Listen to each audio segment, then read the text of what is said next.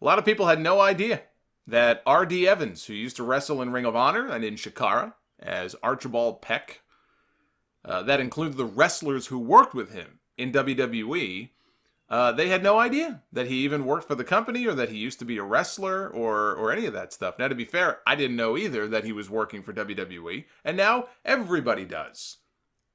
He was tasked with helping put together Bret Hart's Hall of Fame speech, and yes, for those asking, they have people in WWE who help write the speeches for at least some of the inductees. Some, I assume, have the leeway to go ahead and write their own notes, or they just decide not to even use them once they go out there. Some guys have that clout. They can do that. But it was pretty obvious that Bret and a lot of the others were reading off of a teleprompter, which may have been one of the reasons why they changed the setup for the Hall of Fame this year. They had it in the ring as opposed to having it on stage. Anyway, he was either told, Evans was either told, or it was assumed that Vince McMahon did not want his name to be mentioned during any of the Hall of Fame speeches. He didn't want to be thanked. He didn't want his name mentioned in the context of a story. His name was not to be mentioned. He gets very upset when people mention his name. He's a very weird man, in case you haven't already figured this out. He's a few French fries short of a Happy Meal. Well, Bret Hart went and he did the unthinkable. He did the unthinkable. He thanked Vince McMahon.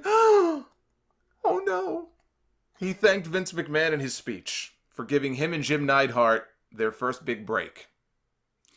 And it was in the speech, and after Bret was attacked, and then went on to finish his speech like a boss, Evans, who's worked for the company as a writer since 2016, according to Fightful, got wind that Vince was pissed at him. So it was less a case of him going to the gorilla position and getting chewed out in front of everybody.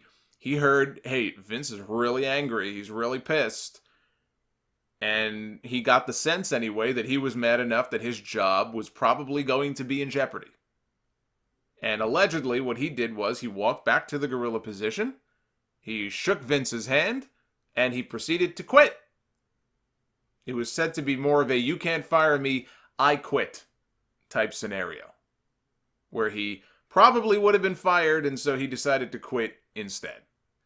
Evans posted a one-line statement on Twitter saying simply, I quit WWE. That's all he said. Sean Waltman, this all started because Sean Waltman on his podcast, he was there that night, he was inducted as part of the DX induction into the Hall of Fame. He commented that one of the writers was fired backstage for Vince's name being mentioned during one of the speeches.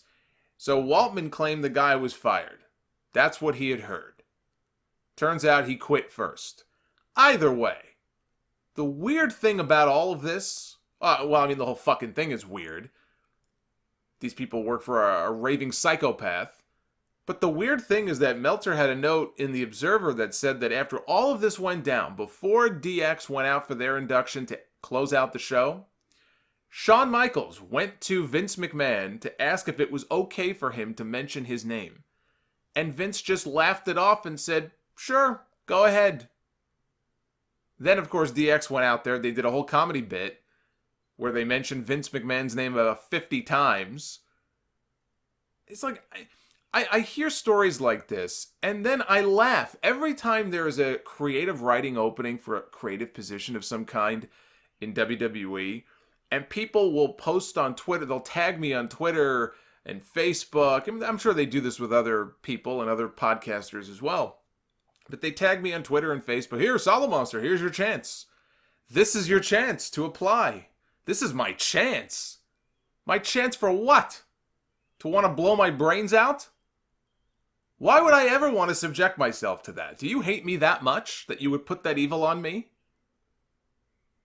Of all the things to be angry about that night, especially after that speech, and what happened with Bret, to be upset about that should be pretty low on the list of things to be pissed off about. Imagine being fired for that, or quitting before they could fire you, and then applying for your next job, like a 9-to-5 job. Going in for the job interview, submitting your resume. Oh, I see that you quit your last job. Was there any reason why? Well, yeah, I wrote a speech for somebody that mentioned the chairman's name. He was going to fire me, so I quit. I'd love to be a fly on the wall in that room when he tries to explain that. The good news is that the return of Archibald Peck to the Indies, if he wanted to, could probably be a big hit for the guy. He probably could make some decent money.